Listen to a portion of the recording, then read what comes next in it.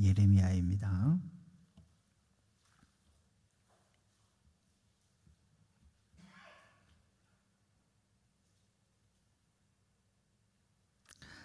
다 찾으셨으면 함께 교독하시도록 하겠습니다. 제가 먼저 읽겠습니다. 유다 왕 요시야의 아들 여호야김 넷째 해 곧 바벨론의 왕 느부갓네살 원년에 유다의 모든 백성에 관한 말씀이 예레미야에게 임하니라.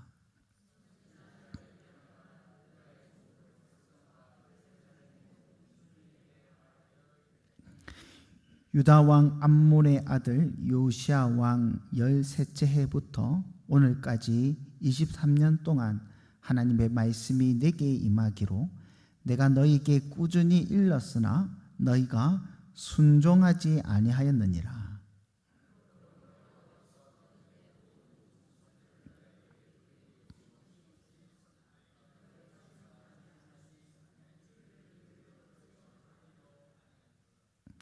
그가 이르기를 너희는 각자의 악한 길과 악행을 버리고 돌아오라. 그리하면 나 여호와가 너희와 너희 조상들에게 영원부터 영원까지 준 그 땅에 살리라.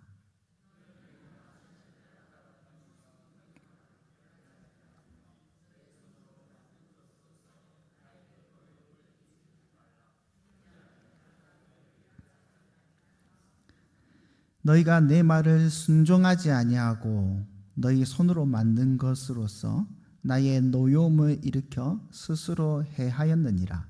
여호와의 말씀이니라.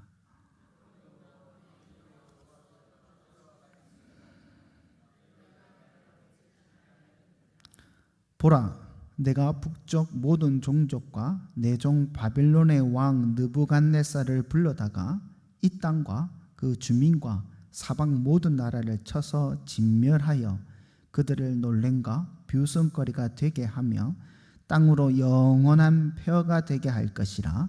여호와의 말씀이니라.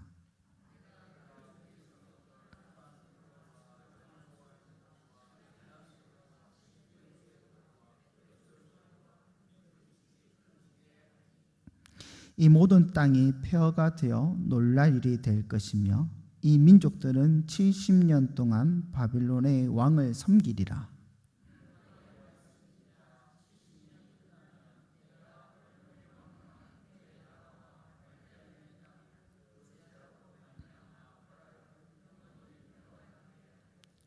내가 그 땅을 향하여 선언한 바 곧 예레미야가 모든 민족을 향하여 예언하고 이 책에 기록한 나의 모든 말을 그 땅에 임하게 하리라.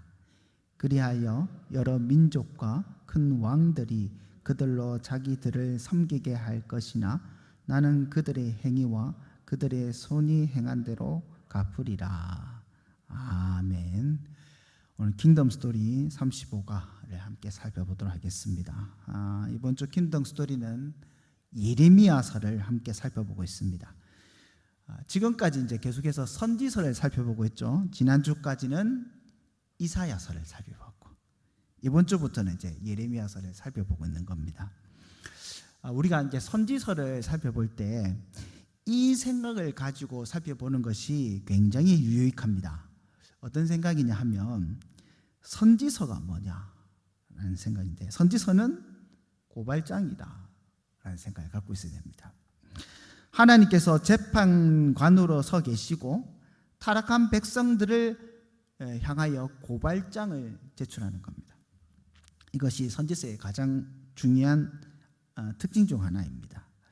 언약의 검사인 선지자가 하나님을 떠난 백성들, 하나님의 언약을 멸시하고 경홀히 여기는 이 백성들을 하나님의 재판석 앞에 세우는 거예요. 그리고는 하나님의 재판을 받게 하는 것이 선지자의 역할이고 선지서의 내용입니다. 이 타락한 백성들을 선지자가 그냥 기소하는 건 아니죠. 막무가내 기소하는 건 없습니다. 기소하는 근거가 있어야 됩니다. 선지자가 이들을 기소하는 근거가 뭡니까? 하나님의 율법입니다. 율법을 통하여 기소를 하는 겁니다. 이 하나님의 율법을 근거로 기소하고 두 사람 이상의 증인을 세워서 이제 성경에 보시면 증인이 꼭 사람인 경우만 있는 건 아닙니다. 사람이 아닌 경우도 있습니다. 예를 들자면 산, 하늘, 바다, 심지어는 노래까지도 이것이 증인이 되어서 이들의 타락한 백성들의 죄를 하나님 앞에서 낱낱이 이제 드러내는 일을 하는 겁니다. 예레미야서도 선지서이고 예레미야도 선지자이고 동일한 내용을 담고 있습니다. 예레미야가 이제 언약의 검사가 되어서 이 타락한 백성들을 하나님의 재판석 위에 세우는 겁니다. 그래서 예레미야서도 고소장, 고발장입니다. 요 생각을 가지고 이제 선지서를 읽어 나가는 것이 굉장히 유용합니다. 본격적으로 예레미야서를 살펴보기 원하는데요. 우리가 예레미야 하면 별칭이 있습니다. 이제 다 이제 신앙생활 오래 하신 분들이니까 다 아시렵니다. 예레미야는 뭡니까? 눈물의 선지자 맞습니다. 눈물의 선지자입니다. 여러 가지 이유에서 예레미야를 눈물의 선지자라고 부릅니다.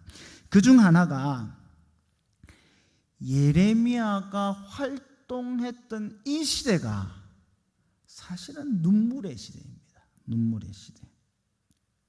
그래서 이제 예레미야가 눈물의 선지자로 불리는 겁니다. 의인이 눈물이 흘릴 수밖에 없는 시대에 살면서 선지자 활동을 했기 때문에 예레미야는 눈물의 선지자가 될 수밖에 없었습니다.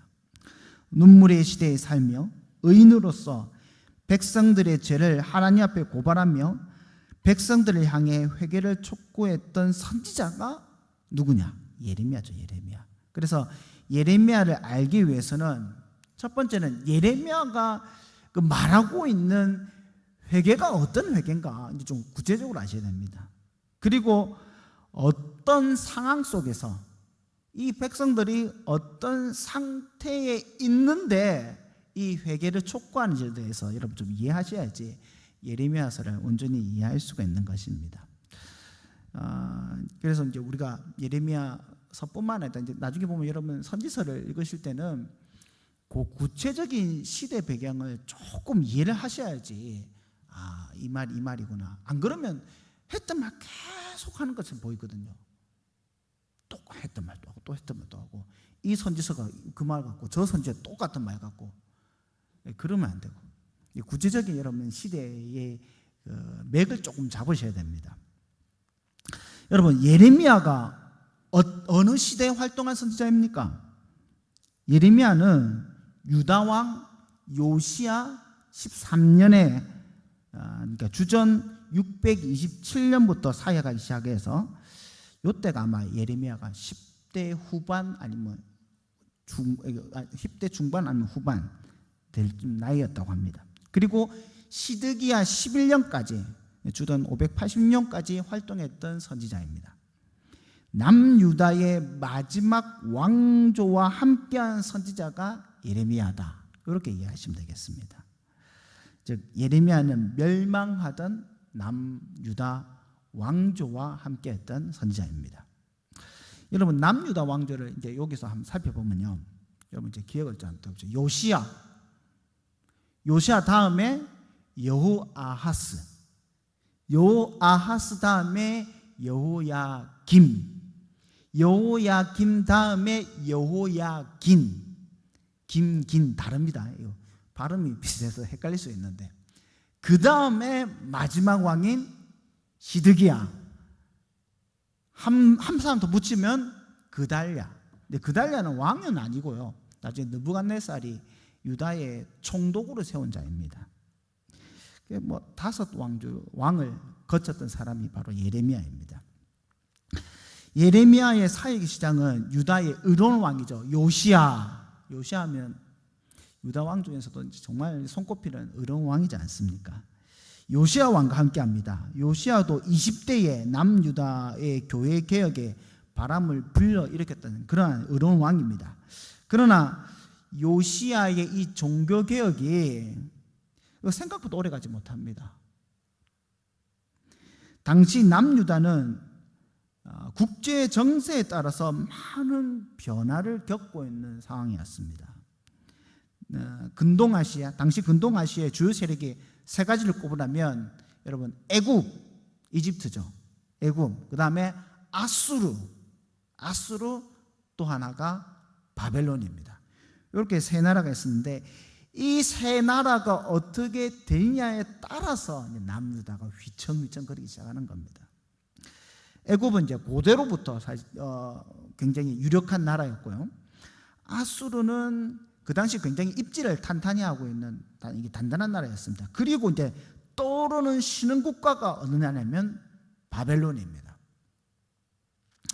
요시야 말년에 아수르하고 패권을 거의 이제 중심 역할을 했던 아수르하고 떠오르는 이 바벨론이 싸움을 하거든요. 이 싸움을 하는데 어디냐면 화란이라는 곳에서, 화란하면 이러면 아시죠? 북이스라엘 위쪽에 화란이 있지 않습니까? 여기서 치열한 싸움을 이렇게 싸우게 됩니다. 이 싸우다가 아수르가 안 되는 거예요. 바벨론에게. 조금 유리한 상황을 이끌기 위해서 어떤 일을 하냐면 저기 있는 이집트, 애굽에 반 바로 누구에게 SOS를 칩니다. 야, 빨리 와서 우리를 도와라. 지원해달라. 이 바로 누구도 자꾸 이게 신흥국가 바벨론 치고 올라오니까 위태한 거예요. 내가 좀 가가지고 아수르를 도와가지고 이거 좀 바벨론 좀 눌러놔야겠다. 이런 생각을 하고 바로노가, 애굽한 바로노가 대군을 이끌고 화란으로 진군을 합니다. 여러분, 애굽에서 화란으로 가면 거쳐야 될 나라가 있습니다. 그게 바로 남유다입니다. 남유다를 거쳐서 쭉 올라가야 되거든요.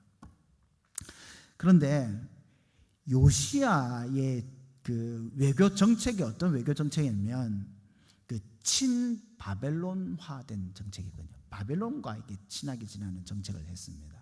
그래서 이제 바벨론을 치려고 애굽왕 바로누가가 올라오니까 지금 이제 요시야가 군대를 입고 이걸 막으로 나간 거예요. 이 전투가 그 유명한 무기또 전투라는 전투입니다. 주전 609년에 있는 전투거든요. 근데 이 전투에서 안타깝게도 요시야가 전쟁에 지고 전사합니다. 요시야가 죽으니까 남유다의 교회 개혁이 이제 사라지고 끝나버리게 되는 겁니다. 여러분, 근데 성경을 좀 쭉 보시면 아시겠지만은 사람 중보자, 사람 직분자는 항상 이렇게 죽음이라는 한계를 갖고 있습니다. 아무리 잘해도 다 죽지 않습니까? 이 사람이 죽고 나면 그가 했던 사역들이 끊어지는 경우가 대부분입니다. 그래서 아수르는 지금 진군을 하고 있는 애굽 왕 바로누가는 지금 아수르를 도우러 가는 와중에 지금 그 요시야하고 싸운 거거든요. 싸우면서 이겼으니까 지금 급히 다시 하란으로 올라가는 이 상황이기 때문에 그냥 남유다를 놔두고 급히 하란으로 진군을 합니다. 근데 남유다는 요시야가 죽었으니까 요시야의 아들 여호아하스를 왕으로 세웁니다. 여호아하스의 다른 이름이 샬룸이거든요. 샬룸. 그런 상황이었는데 이제 애굽 왕 바로누가는 아수르하고 연합해가지고 지금 바벨론과 치열하게 싸우는 거예요. 싸우는데 전쟁이 생각처럼 안 풀리는 겁니다. 전세가 자꾸 이제 그 바벨론 쪽으로 기울기 시작합니다. 그래서 애굽 왕 바로누가가 안 되겠다 생각하고 3개월 만에 전쟁을 포기하고 다시 회군하여 애굽으로 돌아오게 됩니다. 여러분, 바로누가가 하란에서 다시 애굽으로 돌아오면 어디를 거쳐야 됩니까? 또 남유다를 거쳐야 되죠. 남유다를 딱 지나가다 보니까 자기가 세운 왕도 아닌 그 여호아하스가 딱 남유다의 왕이 돼 있는 거예요. 바로누가가 괘씸해가지고 누구 마음대로 왕을 세워 하면서 여호아하스를 데리고 가버립니다. 데리고 가버리고 자기가 여호야김을 왕으로 세우고 애굽으로 가버립니다. 이 여호아하스는 애굽으로 잡혀가죠. 그 내용이 예레미야 22장 11절 이하의 말씀이거든요. 제가 읽어드릴게요. 여호와께서 유다 왕 요시야의 아들 곧 그의 아버지 요시야를 이어받아 왕이 되었다가 이곳에서 나간 샬룸에 대하여, 샬룸이 여호아하스 다른 이름입니다. 샬룸에 대하여 이와 같이 말씀하시니라. 그가 이곳으로 다시 돌아오지 못하고 잡혀간 곳에서 그가 거기서 죽으리니 이 땅을 다시 보지 못하리라. 이게 이제 이 사건인 겁니다. 애굽 왕이 잡혀가 간 겁니다. 그 여호야김이 이제 남유다의 왕이 되어서 정치를 하게 되는 겁니다. 그 전까지는 친바벨론 정책을 했던 남유다가 여호야김 시대에는 이제 사실상 애굽의 봉신국과 같은 역할을 하게 되는 거예요. 해마다 때마다 조공을 바치고 애굽의 눈치를 보면서 이렇게 살아야 되는 그런 나라가 된 겁니다. 그러던 중에 다시 한 번 더 세력을 확장하던 바벨론과 이를 저지하려고 하는 애굽이 다시 한 번 더 싸움 붙게 되는 겁니다. 수리아 북쪽에 있는 갈그미스라는 곳에서 애굽과 바벨론이 전쟁하게 되는데, 이때 바벨론이 애굽을 이기게 됩니다. 애굽이 대패를 하게 됩니다. 이 이제 갈그미스 전투라고 합니다. 여러분 이제 굳이 알 필요는 없지만은 성경에 놓은 말기에 놓는 중요한 전쟁 두 가지가 바로 이거거든요. 무기뜨 전투와 갈그미스 전투거든요. 그래서 사실상 근동아시아의 패권은 바벨론에게 넘어가 버리게 되는 겁니다. 애굽을 이긴 바벨론은 북쪽 수리아 지방에서부터 남유다 다시 내려와요. 또 내려오다 보니까 누가 있습니까? 남유다가 있죠. 남유다를 보니까 여호야김 정책을 보니까 친바빌론이 아니고 친애굽 정책을 하고 있는 겁니다. 그래서 어떻게 합니까? 예루살렘을 확 정복해 버립니다. 다시 이제 바벨론을 회군할 때는 성전에 있는 기구도 갖고 하고 포로도 됐고 바벨론으로 돌아가게 됩니다. 소수의 왕족과 귀족들을 데려가는 사건, 이게 바로 우리가 알고 있는 그 1차 포로기입니다. 1차 포로기 때 잡혀간 유명한 사람들이 있죠. 누굽니까? 다니엘과 세 친구들, 이때 잡혀갑니다. 2차 포로기 때만 해도 여전히 왕은 여호야김이었는데, 여호야김이 처음에는 애굽의 눈치를 보면서 막 조공을 바치고 이런 상황에 바벨론 눈치 보고 조공을 바치는 사실로 바뀌지 않습니까? 그러다가 유다 양옆에 있는 나라들이 이게 바벨론을 향해서 반기를 들기 시작하는 거예요. 야, 우리가 언제부터 바벨론의 눈치를 봤다고 막 바벨론이 반기를 들기 시작합니다. 그래서 이제 바벨론이 이 나라도 누르고 저 나라도 누르고 막 정신없이 이렇게 되는 거예요. 그러니까 자연스럽게 남유다에 대한 신경이 소홀하게 되죠. 요 때를 틈타 가지고 여호야김이 우리도 바벨론에 대적하겠다, 조공 못 바치겠다, 이렇게 해버린 겁니다. 이제 이 소식을 듣자마자 바벨론 왕 느부갓네살 왕이 당장에 내려와 가지고 예루살렘 성을 함락합니다. 이 함락을 통해서 여호야김은 죽게 되고요. 그의 아들 여호야김은 죽고 여호야긴이 왕으로 세워지게 되는 겁니다. 그래서 이제 여호야긴이 또 정책을 맡아서 이 정치를 하는데, 아버지처럼 친바벨론화된 이 정책을 하지 않고 아버지처럼 반바벨론 정책을 하게 됩니다. 그래서 또 바벨론 왕 느부갓네살이 3개월 만에 다시 예루살렘에 쳐들어옵니다. 그래서 여호야김과 더불어서 유다의 여러 유력한 사람들, 용사들, 기술자들을 다 데리고 다시 포로로 끌고 바벨론을 가는데, 이게 바로 이제 바벨론 포로 2기, 제2 바벨론 포로기입니다.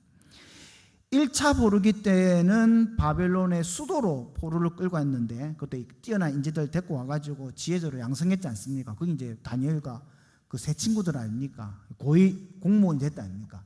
2차 포로기 때는 기술자들을 데리고 왔거든요. 기술자들 데리고 와서 어디를 데리고 왔냐면 유브라데스 강의 수로 건설, 운하 건설에 데리고 갑니다. 근데 잡혀간 유명한 사람이 있습니다. 누구냐면 에스겔입니다. 에스겔이 그발 강가에서 노래를 부르지 않습니까? 이 그발 강가가 이 수로 공사 현장이지 않습니까?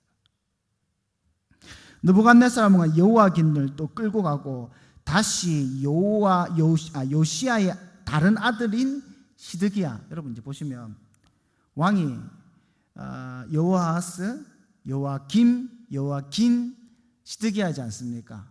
잘 보시면 요 4명의 왕 중에 한 명, 여호아김 빼고는 다 요시야의 아들들입니다. 요시야의 아들 시드기야가 이제 왕이 된 상태가 된 겁니다. 그런데 시드기야도 이게 친바벨론 정책을 하지 않습니다. 애굽하고 붙어가지고 바벨론을 대적합니다.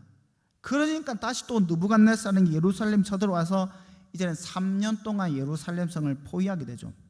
이때 성 안에 극심한 그 기근이 들지 않습니까? 유명한 사건이 있죠. 부모들이 자식을 잡아먹는 사건이 이때 나타나지 않습니까? 이때 이제 남유다는 완전히 망하게 됩니다. 바로 주전 586년입니다. 3차 포로기죠. 3차 포로기 때 예레미야도 함께 잡혀서 끌려갑니다. 네, 잡혀서 끌려가다가 중간에 라마라는 포로 수용소에 의해서 다시 풀려나게 됩니다. 자, 네 가고 싶은 대로 가라. 근데 예레미야가 남유다로 돌아가지 않고 애굽으로 갑니다. 왜 애굽으로 가게 되냐면 이 애굽에 도망간 남유다에 남아있는 사람들이 있었거든요. 느부갓네살이 시드기야를 대신해서 그다랴라는 총독을 세운다고 했지 않습니까?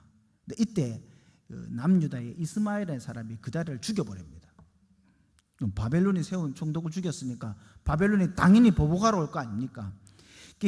유다에 남아있는 사람들이 두려워가지고 바벨론의 보복에 두려워가지고 요하난이라는 사람을 지도자로 세워서 애굽으로 도망가거든요.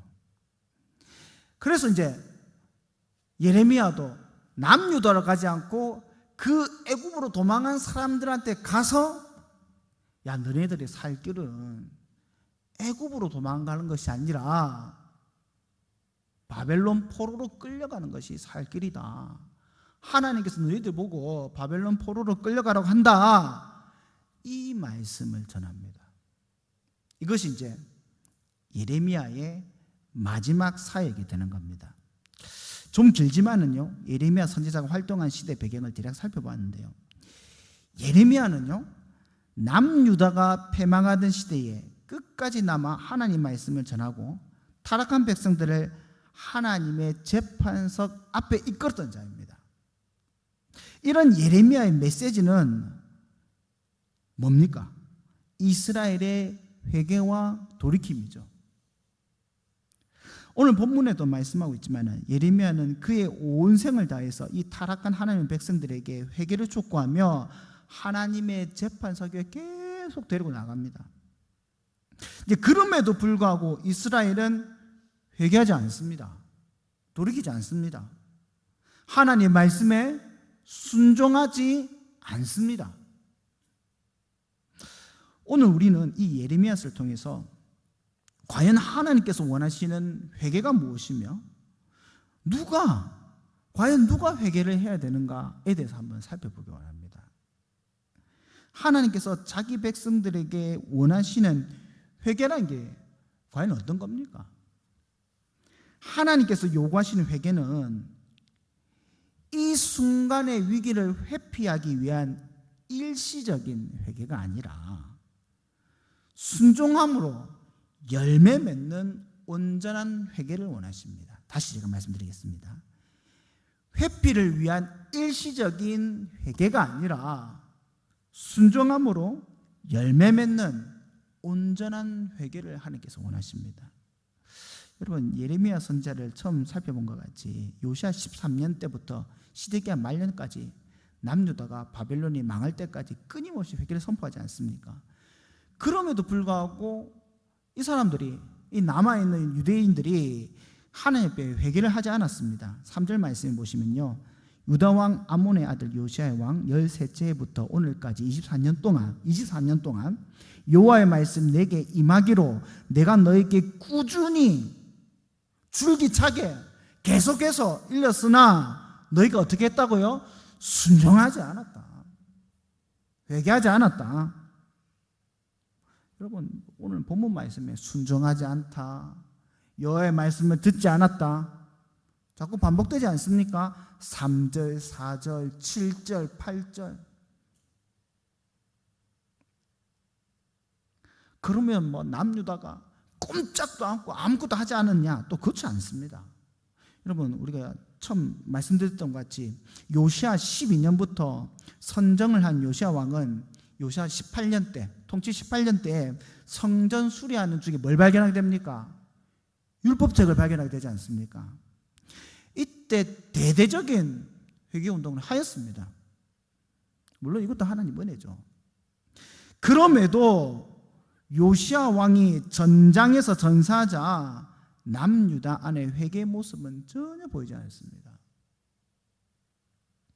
다시 그전으로 돌아간 겁니다. 사랑하는 성도 여러분, 회개라는 것이요, 일시적인 붐이나 유행이 아닙니다. 회개는 분위기에 이끌려가지고 회개합니다. 감정의 폭발이나 뭐 순간적인 이벤트가 아닙니다. 우리가 고백하는 웨스트민스터 신앙 고백서에 생명에 이르는 회개라는 대목이 나옵니다. 우리가 생명에 이르게 한 이 회개가 무언가를 우리는 어떻게 고백을 하냐면, 제가 읽어드릴게요. 자신의 죄를 슬퍼하고 미워하며 그리하여 모든 죄에서 방향을 돌려 하나님께로 향하게 된다.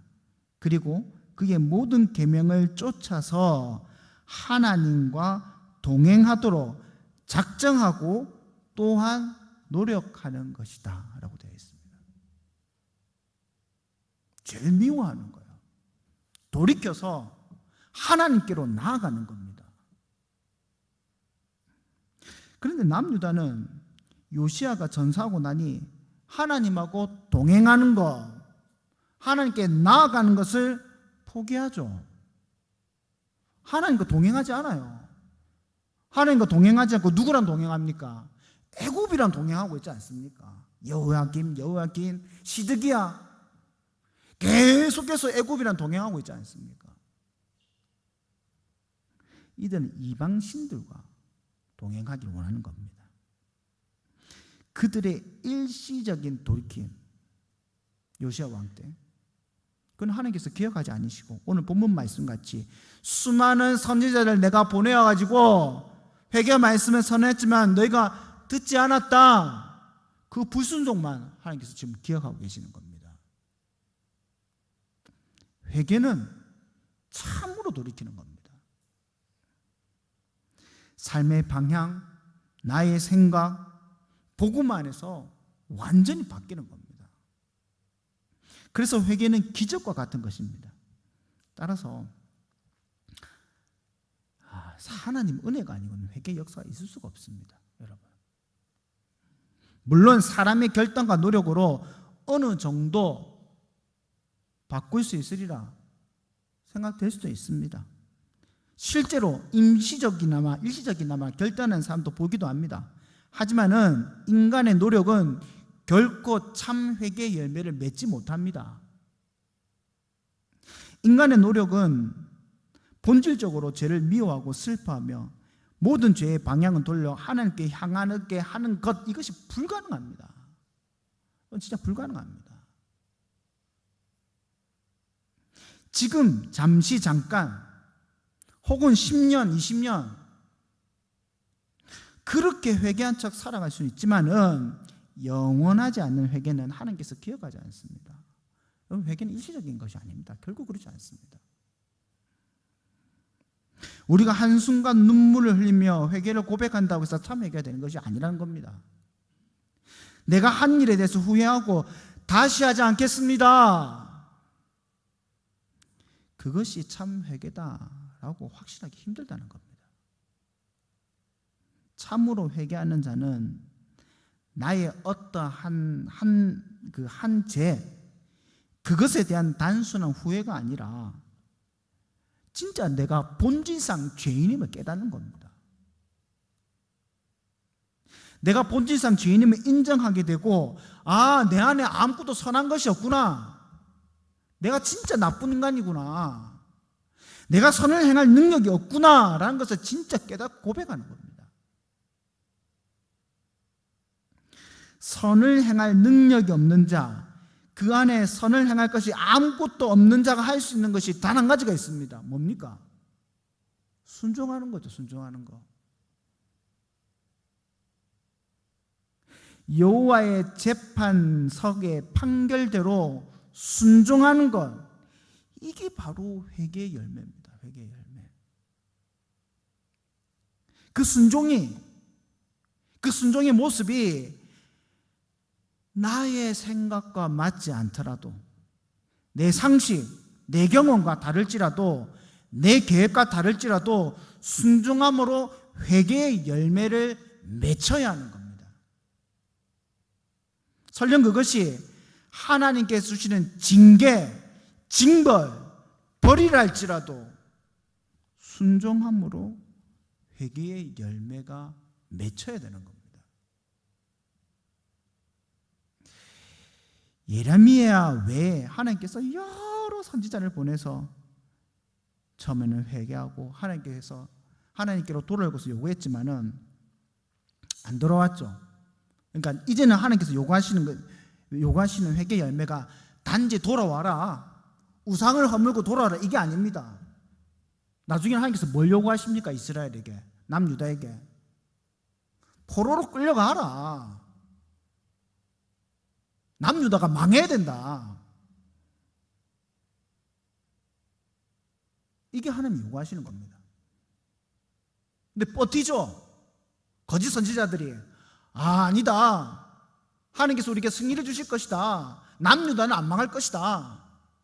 참 선지자는 뭐라고 합니까? 망해야 된다, 포로로 끌려가야 된다.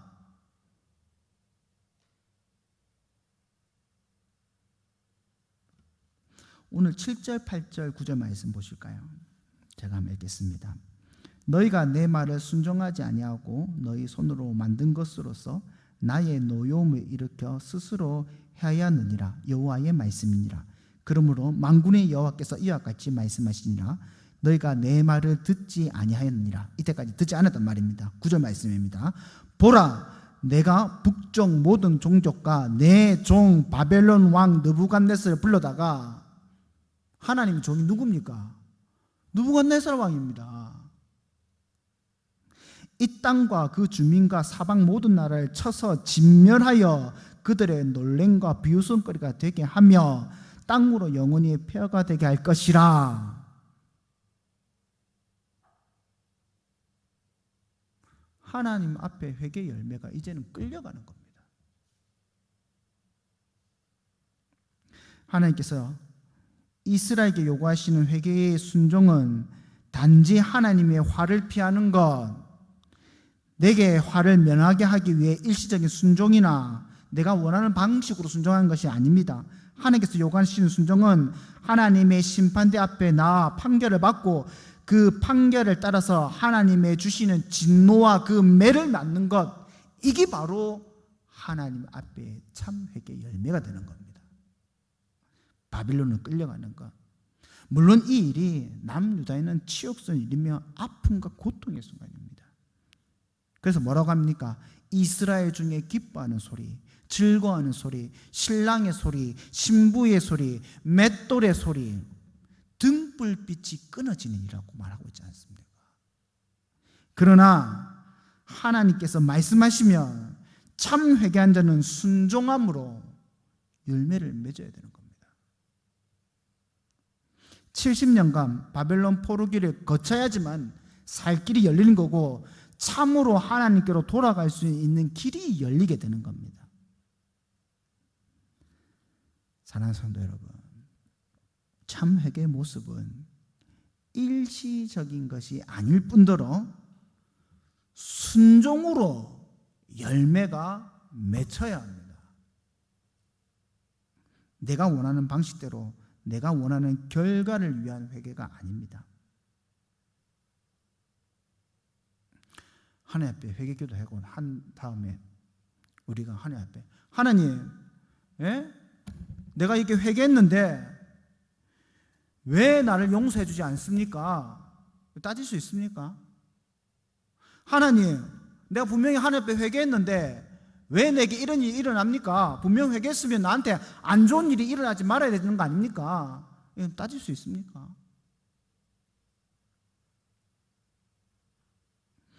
모든 것을 의탁하고 주가 주신 뜻대로 순종의 열매를 맺는 것, 그게 참 회개죠.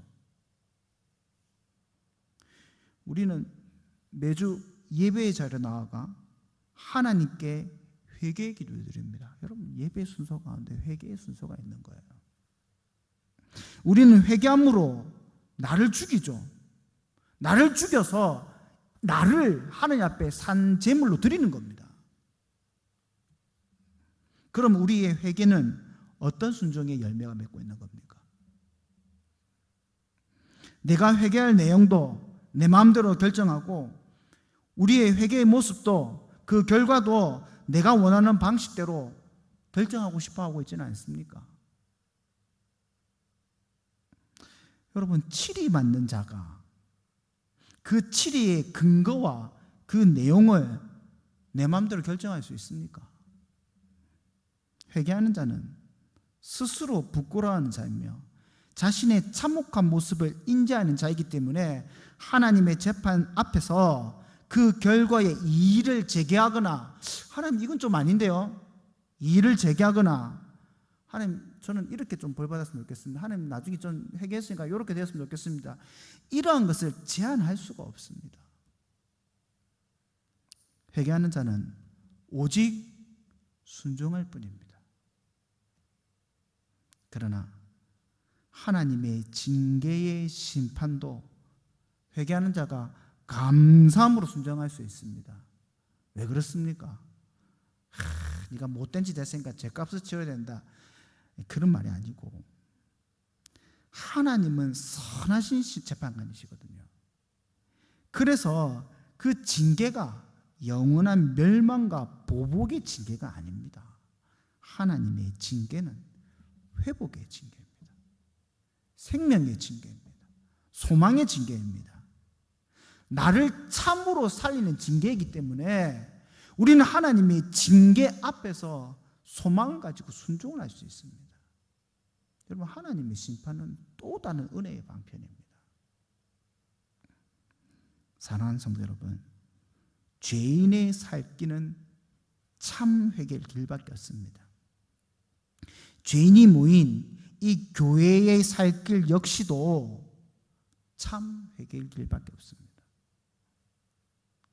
바라기는 온 성도들과 온 교회가 하나님 앞에 참으로 회개함으로 순종의 열매를 맺어 정말 하나님을 가까이 하는, 우리의 인생이 하나님께로 향하는,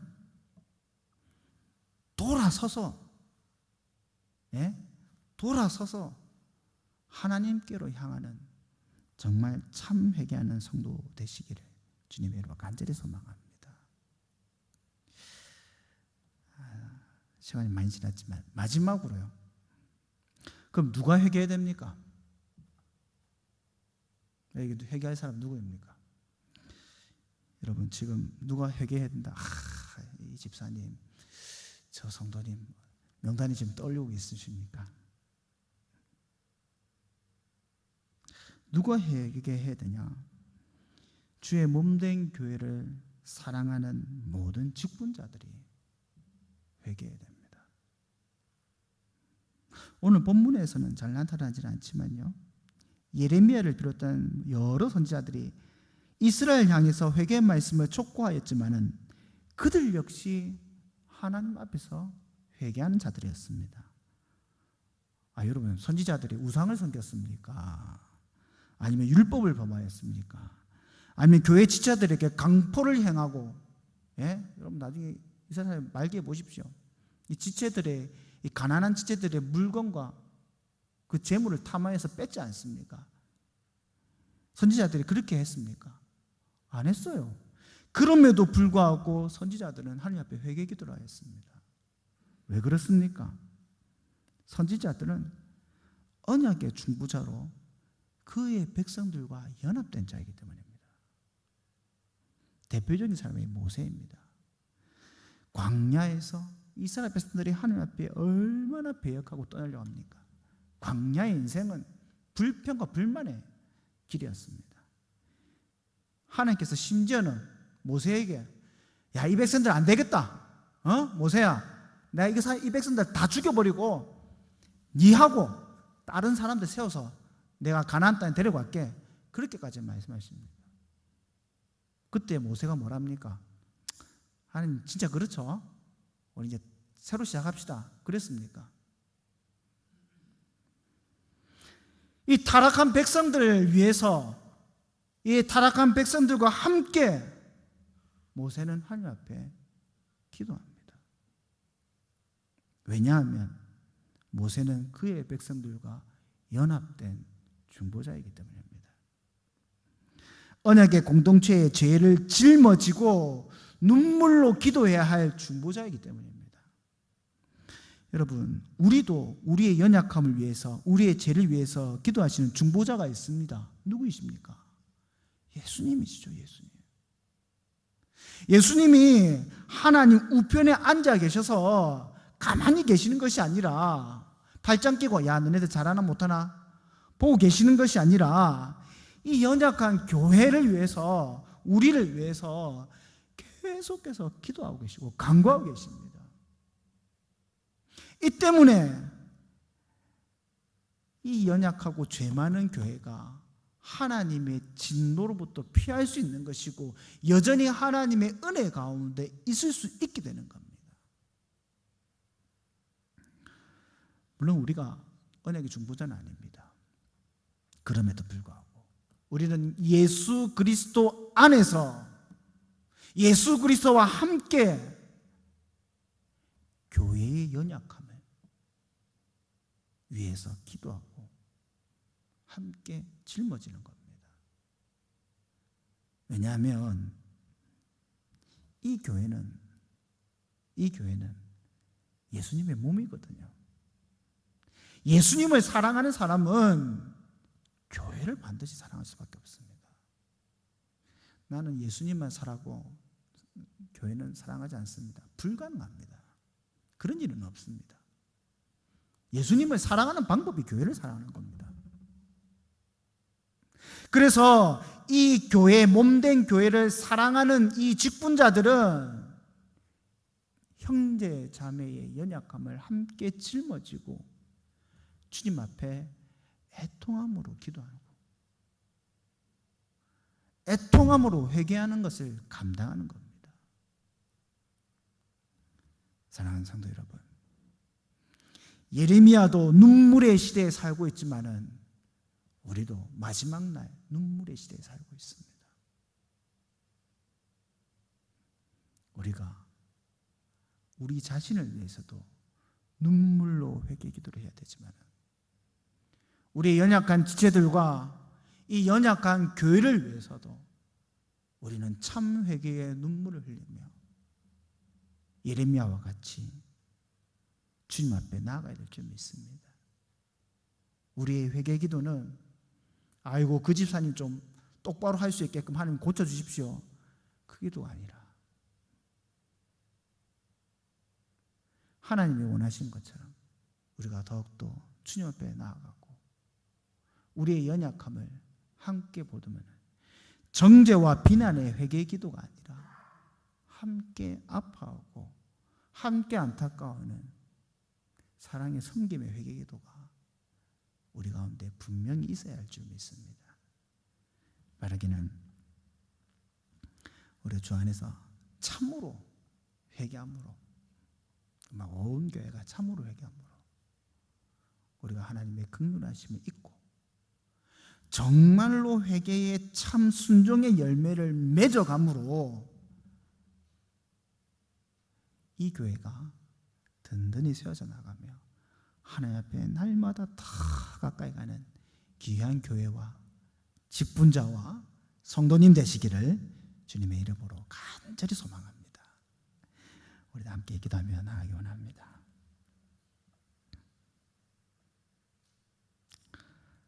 주여, 교만한 자가 제 눈에 들보는 보지 못하고 형제의 눈에 티만 빼려고 겸손하지 못한 모습을 보이지 않나이까? 우리 가운데는 가득한 온갖 죄악들은 주님 앞에 깨달지 못하고 여전히 나는 의로웠냐? 형제 자매를 판단하고 비난하지는 않았습니까? 주여, 내가 주님 앞에 죄인입니다, 회개합니다 라고 고백은 하지만은 실상은 그것 하나 순정함이 없이 말로만, 혀로만 일시적으로 주님 앞에 회개의 모양만 흉내내고 있지는 않았습니까? 우리가 주님 앞에 고백하며 나아가기를, 주여, 우리의 무릎이 더 겸손하게 하고 우리의 고개가 더 많이 숙여져 무릎과 무릎 사이에 고개를 쳐박고 주님 앞에 눈물로 회개하는 성도 될 수 있게 하여 주시옵소서. 우리가 참으로 주님 앞에 순종함으로 회개의 열매를 맺어서 이 교회가 세상을 향하여서 함께 살아가는 자가 아니라 돌이켜 하나님께로 향하는 놀라운 교회 될 수 있게 하여 주시옵소서. 그리하여 하나님의 진노하심과 하나님의 미워하심이 가득한 교회가 아니라 하나님의 은혜와 긍휼과 사랑과 용서함이 가득한 주의 귀한 교회 되게 하여 주시옵소서. 오늘도 참 회개하는 자를 통하여 주님께서 이 교회 가운데 놀라운 부흥의 역사를 보여주실 줄 믿사오며 이 모든 것 예수님의 이름으로 기도드리옵나이다.